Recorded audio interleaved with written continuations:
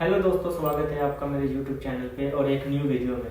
इस वीडियो में हम बात करने वाले हैं फीटल सर्कुलेशन की और बोल सकते हैं हम प्लेसेंटल सर्कुलेशन की। प्लेसेंटा सर्कुलेशन होता क्या है और इसमें क्या क्या चीज़ें होती हैं उसके बारे में इस वीडियो में हम जानेंगे। तो वीडियो में आगे बढ़ने से पहले अगर आप मेरे चैनल पर न्यू हैं तो मेरे चैनल को सब्सक्राइब करें और इस वीडियो को शेयर करें अपने स्टूडेंट दोस्तों के साथ ताकि उनको भी ये इन्फॉर्मेशन मिल सके। चलो शुरू करते हैं हम वीडियो को और बढ़ते हैं वीडियो की तरफ। तो जानते हैं प्लेसेंटल सर्कुलेशन और फीटल सर्कुलेशन क्या होता है। तो चलिए करते हैं start. Fetal circulation. Fetal circulation क्या होता है?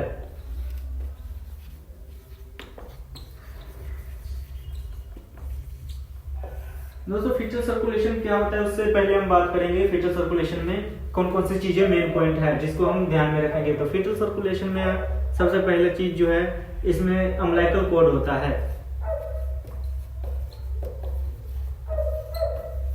अम्बिलिकल कॉर्ड होता है जिसमें 2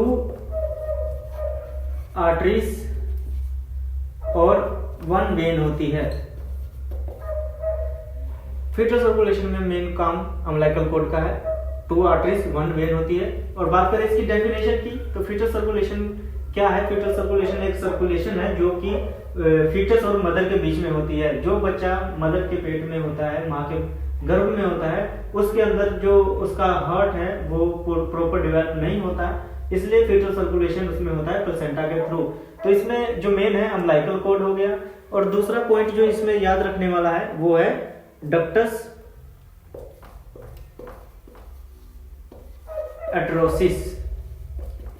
डक्टर अटरोसिस क्या होता है? डक्टर अटरोसिस एक प्लेस है जहां पे दो आर्टरीज आके मिलते हैं। और ये कहां पे मिलते हैं?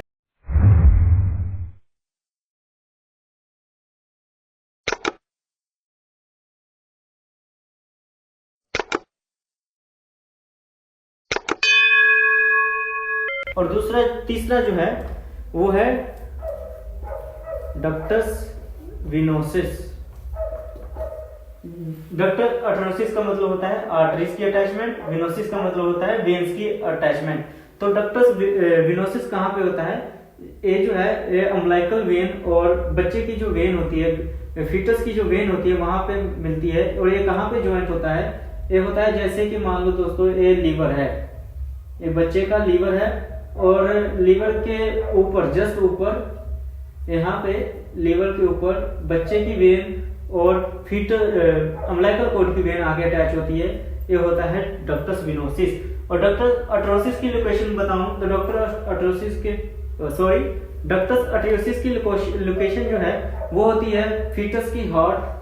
जो फीटस की हार्ट है ऐसा रफली हार्ट है और यहाँ पे अरोटा है, यहाँ पे अरोटा है और यहाँ पे एक शेप होता है जिसको होल बोलते हैं। जो पल्मोनरी वेन है, पल्मोनरी आर्टरी जो है जहां से ब्लड लंग्स को जाता है वहां पे एक होल होता है आर्टरी, पल्मोनरी आर्टरी और अरोटा के बीच में, उसको बोलते हैं डक्टस अटरोसिस। और अगली बात जो याद रखने वाली है, fourth point, foramen ओवले। Foramen ovale ये क्या होता है? फोरामेन ओवले। फोरामेन ओवले जो है हार्ट जो है हमारा दिल, उसके 4 चैम्बर होते हैं, right atrium, left atrium, right ventricle और लेफ्ट वेंट्रिकल। दिल के जो 4 चैम्बर्स हैं, 4 खाने हैं, उसके बीच में ऊपर जो राइट एट्रियम और लेफ्ट एट्रियम है, यहाँ पे लिख देता हूँ, राइट एट्रियम और लेफ्ट एट्रियम जो है उसके बीच में जो दीवार है उसमें एक होल होता है जिससे ब्लड डायरेक्ट राइट एट्रियम से लेफ्ट एट्रियम में जाता है, उसको बोलते हैं फोरामेन ओवले। तो ये जो 4 चीजें हैं, ये 4 चीज जो है इसको याद रखना है। ये पॉइंट नोट कर लीजिए, umbilical cord, ductus arteriosus, ductus venosus और फोरामेन ओवले। ये चारों जो है ये मेन है फीटल सर्कुलेशन में। तब हम बात करते हैं फीटल सर्कुलेशन की, उसमें ये 4 पॉइंट्स आएंगे। तो स्टार्ट करते हैं। तो चलिए शुरू करते हैं फीटल सर्कुलेशन। फीटल सर्कुलेशन कहां से स्टार्ट होता है दोस्तों? जो फीटल सर्कुलेशन है वो स्टार्ट होता है प्लेसेंटा से।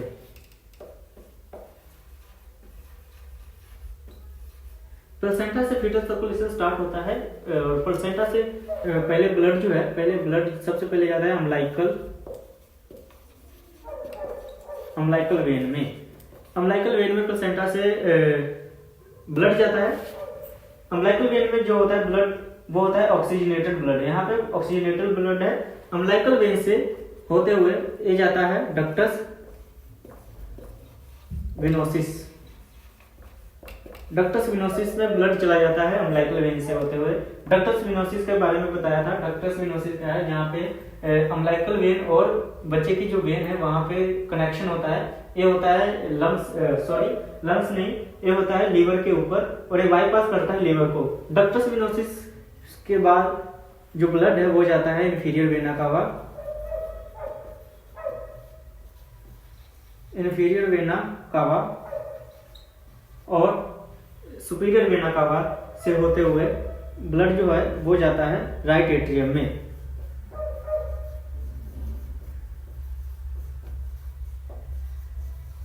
राइट एट्रियम में ब्लड चला जाता है।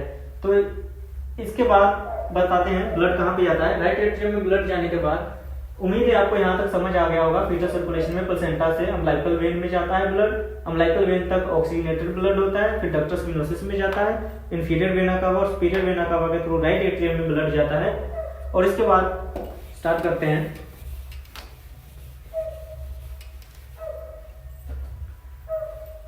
Right atrium.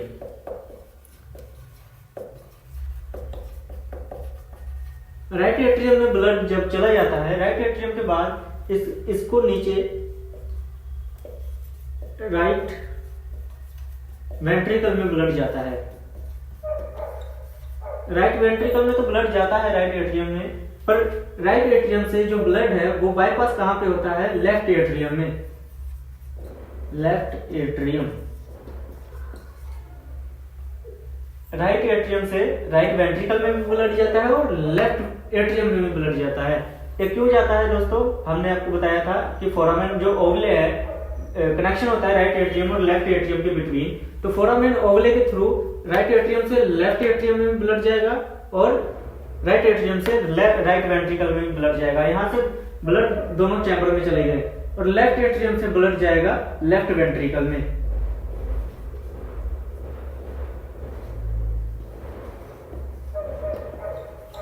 तो यहां से जो है ब्लड लेफ्ट वेंट्रिकल में भी गया है और राइट वेंट्रिकल में भी गया है। और राइट वेंट्रिकल से जो ब्लड है, राइट वेंट्रिकल से ब्लड को कहां जाना होता है, अडल्ट सर्कुलेशन में राइट वेंट्रिकल से ब्लड जाता है लंग्स में। लेकिन यहाँ पे लंग्स डेवलप नहीं होते फीटस में, तो राइट वेंट्रिकल से ये जाता है डक्टस आर्टरियोसिस के थ्रू। डक्टस आर्टरियोसिस के थ्रू ये चला जाता है अरोटा में। अरोटा के ऊपर जो हमारे ब्लड के सर्कुलेशन है, बॉडी का सर्कुलेशन है, उसमें चला जाता है। डक्टस आर्टरियोसिस से बॉडी सर्कुलेशन और बोल सकते हैं हम इसको सिस्टमिक सर्कुलेशन।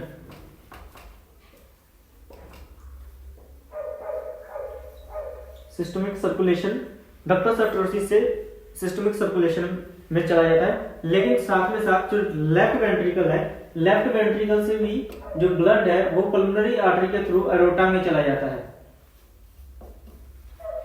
अरोटा में चला जाता है। डक्टस आर्टरियोसिस और अरोटा में जाते ही ब्लड जो है सिस्टमिक सर्कुलेशन में चला जाता है। यहाँ पे आके दो ब्लड है वो फिर से सर्कुलेशन में चला जाता है और बॉडी सर्कुलेशन में से होके जो फीटल सर्कुलेशन जो पूरा कंप्लीट हो जाता है बॉडी सर्कुलेशन में, जब पूरा ब्लड जो है पूरे बॉडी में घूम जाता है बच्चे के और जो जरूरी न्यूट्रिएंट्स है पूरे ऑर्गन्स को मिल जाता है, उसके बाद जो ब्लड है पूरा वो डीऑक्सीजनेटेड ब्लड हो जाता है। तो डीऑक्सीजनेटेड ब्लड जो है वो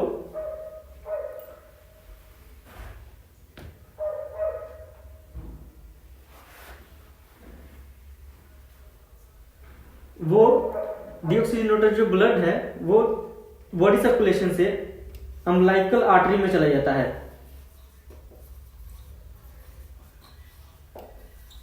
अम्बिलिकल आर्टरीज में ब्लड चला जाता है और इसके बाद जो है ब्लड कहां चला जाता है, प्लेसेंटा में। तो एक ही हमारी पूरी फीटल सर्कुलेशन। तो उम्मीद है वीडियो आपको अच्छी लगी होगी और अब हम करते हैं समराइजेशन कि हमने क्या क्या किया। तो फीटल सर्कुलेशन में हमने सबसे पहले क्या किया है, फीटल सर्कुलेशन स्टार्ट कहां से होती है, प्लेसेंटा से।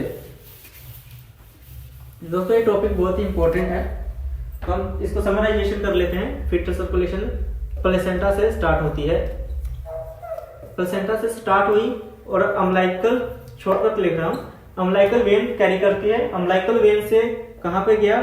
डक्टस विनोसिस, डक्टस विनोसिस में गया। डक्टस विनोसिस से कहाँ पे गया? Inferior vena cava, inferior vena cava, short form लिख रहा हूँ दोस्तों, इंफीरियर वेना कावा से गया राइट एट्रियम में, राइट एट्रियम, राइट एट्रियम में गया तो राइट एट्रियम में से ब्लड गया राइट वेंट्रिकल में, और राइट एट्रियम से ही ब्लड गया लेफ्ट एट्रियम में, और लेफ्ट एट्रियम से ब्लड गया लेफ्ट वेंट्रिकल में।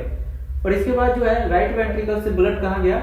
राइट एट्रियम से ब्लड जो है वो गया डक्टस आर्टेरियोसिस, डक्टस आर्टेरियोसिस के थ्रू चला गया सिस्टमिक सर्कुलेशन में, सिस्टमिक सर्कुलेशन में चला गया। और यहाँ से जो है लेफ्ट वेंट्रिकल से ब्लड कहाँ गया? अरोटा में, अरोटा में ब्लड गया, अरोटा से ब्लड गया सिस्टमिक सर्कुलेशन में। सिस्टमिक सर्कुलेशन से ब्लड जो है डीऑक्सीजनेटेड हो गया, इसको कैरी किया अम्लाइकल आर्टरी ने, अम्लाइकल आर्टरी ने, अम्लाइकल आर्टरी ने कैरी किया, अम्लाइकल आर्टरी ने ब्लड कैरी किया। अम्लाइकल आर्टरी से जो है ब्लड कहाँ चला गया? प्लेसेंटा में, और प्लेसेंटा में ब्लड जाने के बाद फिर से ये सर्कुलेशन स्टार्ट हो जाता है। तो उम्मीद है वीडियो आपको अच्छी लगी होगी। अगर वीडियो अच्छी लगी है तो चैनल को करें सब्सक्राइब और इस वीडियो को भेजें अपने दोस्तों के साथ, ताकि वो भी इस इंफॉर्मेशन को जान सके और इस टॉपिक को इजी से याद कर सके। तो नेक्स्ट वीडियो में हम करेंगे बात किसी और टॉपिक के बारे में, तब तक के लिए बाय बाय।